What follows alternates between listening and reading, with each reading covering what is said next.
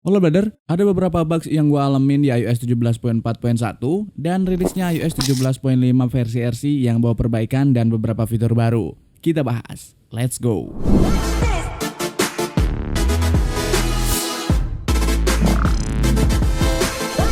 Oke, gue udah pakai iOS 17.4.1 di beberapa pekan terakhir dan gue ngerasa di iOS 17.4.1 agak kurang nyaman dalam daily pemakaian gue sendiri. Seenggaknya ada beberapa yang gue alamin.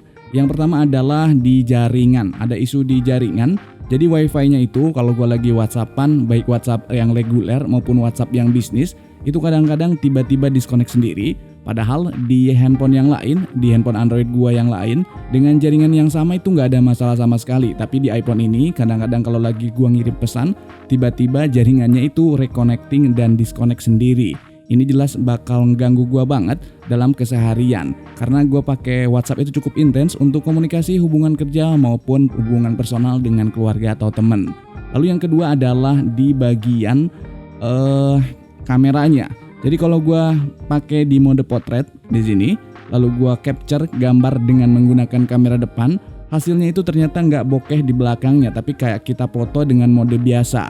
Dan ini merupakan bugs atau sebuah problem yang menurut gua mengganggu juga karena kamera di handphone gue itu gue pakai cukup intens, baik untuk foto maupun untuk kebutuhan video kayak gitu.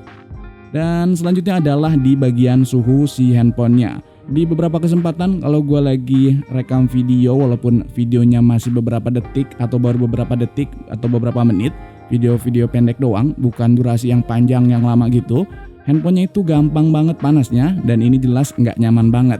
Kadang juga gue kalau lagi scroll Instagram atau scroll sosial media yang lain, gampang banget angetnya. Hal itu ngebuat gue nggak sabar buat pindah ke iOS 17.5 yang mudah-mudahan ada perbaikan di iOS 17.5. Dan Apple udah ngerilis iOS 17.5 tanggal 7 Mei kemarin bersamaan dengan perilisan iPad Air, iPad Pro, Apple Pencil Pro, dan juga Magic Keyboard. Untuk size update-nya di iPhone punya gue ini, nah ini dia, size update-nya itu memang cukup gede, ada di 6,23 GB karena memang jatuhnya kayak di flash ulang dari versi beta ke versi RC-nya itu ada sekitar 6,23 GB. Kalau di iPhone kalian belum ada update karena memang ini belum rilis resmi ke publik, jadi kalian secara otomatis kalau tidak ada di versi beta nggak akan muncul versi RC-nya. Kayak gini misalkan, gue coba di handphone yang lain. Ini ada iPhone gue, iPhone XS Max. Kalau kalian bisa lihat di sini, ada di iOS 17.4.1.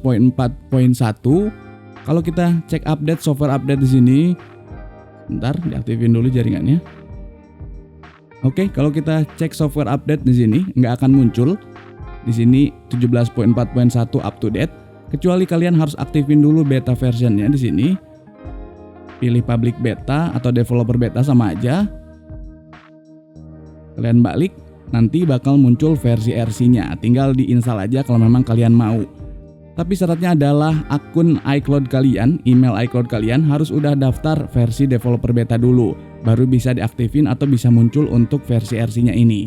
Dan buat kalian yang memang masih di versi reguler, versi resminya, nggak usah khawatir karena nggak akan lama lagi iOS 17.5 secara resmi akan dirilis ke publik ke semua iPhone yang udah support iOS 17. Oke, kita lanjut. Yang pertama kita cek dulu build numbernya deh. Oke, kita cek dulu build numbernya, masuk ke general, ke about, dan 17.5 bisa kalian lihat di sini. Cek iOS versionnya ada di 21F79. Oke. Lalu di sini modem firmware-nya ada di 2.60.02. Berikutnya masuk ke baterai, kita cek.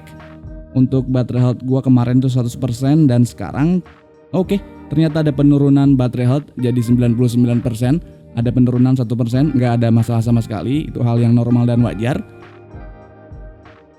Oke, ada beberapa fitur yang ada di iOS 17.5 versi RC. Yang pertama adalah wallpaper baru, kita buka di sini. Oke, ada wallpaper baru di bagian Pride ya di sini. Nah, ini dia. Wallpaper baru yang ada di Pride di iOS 17.5 RC. Oke, kita akan coba untuk apply wallpapernya, kita add aja. Add set wallpaper repair. Itu punya animasi yang cukup menarik kalau kalian lihat. Kayak gitu, ada animasi gerak gitu. Oke. Kayak gitu kurang lebih. Oke, gue balikin lagi ke wallpaper gue. Sip. Lalu perubahan berikutnya yang ada di iOS 17.5 adalah di bagian widget podcastnya. Jadi warna dari widget podcastnya ini bakal ngikutin warna dari banner tergantung podcast yang kita dengerinnya. Misalkan gue play di sini. Oke. Nah, jadi berubah warna dari banner si widgetnya ini ngikutin dari warna banner yang ada di podcastnya kayak gitu. Kayak gitu. Gue coba ganti lagi podcastnya yang lain di sini. Oke, misalkan gue coba di sini ada Dua Lipa, gue klik aja di sini, play untuk Dua Lipa. Bentar gue kecilin dulu. Nah, berubah lagi. Jadi widgetnya itu ngikutin tema dari banner dari si podcastnya kayak gitu.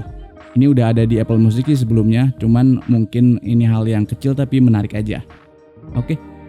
Lalu ada juga fitur baru lainnya yaitu adalah anti-tracking protection. Jadi ketika ada alat pelacak di sekeliling iPhone kita, nanti si Find My itu bakal ngedeteksi dan bakal ngasih notifikasi ke iPhone kita kalau kita sedang dilacak. Ini untuk mengantisipasi atau mencegah kita diikutin, di stalking, dilacak dan di tracking oleh orang-orang tertentu yang menggunakan alat-alat pelacak di luar dari alat-alat yang disertifikasi oleh Apple kayak gitu.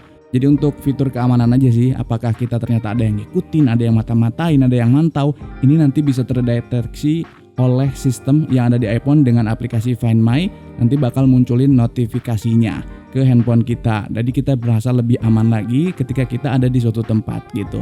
Fitur berikutnya adalah Repair Mode. Nah, Repair Mode ini kalau sebelumnya kita akan servis iPhone kita yang bermasalah, yang kena problem apapun itu masalahnya, kita datang ke Apple Store atau ke service center resmi, kalau di Indonesia itu kayak Mitra Care, kita itu akan diminta buat menonaktifkan Find My. Tujuannya adalah untuk memastikan iPhone yang kita servis itu adalah iPhone milik kita pribadi, bukan iPhone dapat nemu atau mungkin bahkan dapat nyolong yang punya orang gitu. Tapi sekarang dengan adanya mode Repair Mode, ketika kita mau servis, kita nggak perlu lagi menonaktifkan fitur Find My. Caranya kita masuk ke aplikasi Find My. Kita masuk, lalu kita pilih iPhone mana yang akan diservis nantinya. Misalkan di sini gua iPhone 14. Tinggal kita set ke bawah. Di bagian paling bawah di sini ada Remove this device. Kita klik aja, maka bakal muncul notifikasi kayak gini. Cannot remove iPhone, prepare this device for repair. Tinggal kita continue, masukin Apple ID dan masukin password, selesai tanpa harus mematikan Find My-nya. Kayak gitu. Ini akan lebih mempermudah kita sebetulnya untuk melakukan servis kalau ada kendala di iPhone-nya. Tapi mudah-mudahan kita nggak pernah datang ke service center, yang artinya handphone kita aman-aman aja dan normal-normal aja kayak gitu. Oke, fitur berikutnya lagi yang cuman ada di Amerika sayangnya adalah di aplikasi Apple News. Jadi sekarang di aplikasi Apple News itu kita bisa baca berita, informasi dan sebagainya dalam keadaan offline. Tinggal diaktifkan ke menu setting aja. Cuman sayangnya hanya bisa dilakukan di region Amerika. iPhone gue ini adalah iPhone region Indonesia atau lokasinya itu ada di Indonesia, jadi nggak bisa ada fitur tersebut. Untuk fitur lainnya juga yang sudah ditambahkan Apple ada yang namanya fitur Web Distribution. Dengan fitur Web Distribution ini kita bisa menginstal sebuah aplikasi yang kita pengen dari website developernya langsung, nggak di App Store. Cuman sayangnya sekali lagi ini hanya ada di Uni Eropa aja. Untuk di Indonesia atau di negara-negara lain kita masih belum bisa install aplikasi di luar App Store, itu aja. Dan kurang lebih itu aja tambahan-tambahan update yang ada di iOS 17.5 yang bisa gue sampaikan. Untuk baterai ini udah kurang lebih sekitar beberapa jam aja gue pakai, belum 24 jam, tapi relatively ini lebih enak, lebih adem. Baterainya juga ini cenderung sama aja, nggak terlalu boros. Di iOS 17.4.1 juga sebetulnya baterainya nggak terlalu boros, cuman gampang panas aja. Kalau sekarang ini relatif adem, gue udah coba untuk motret, moto-moto dan juga udah coba pakai bikin video, relatif ini lebih baik dan lebih ada improvement dari iOS 17.4.1. So, mudah-mudahan minggu depan benar-benar dirilis sama si Apple untuk seluruh pengguna iPhone yang udah support iOS 17 biar masalah-masalah di iPhone yang kalian alamin bisa lebih cepat terselesaikan. Dan kalau kalian punya cerita, punya masalah di iOS 17.4.1, boleh ceritain aja apa masalahnya, apa bugsnya, dan apakah kalian udah coba install iOS 17.5 atau belum. Boleh kalian ceritain juga di kolom komentar kayak gimana pengalaman kalian. Itu aja, terima kasih sudah menonton video ini sampai selesai.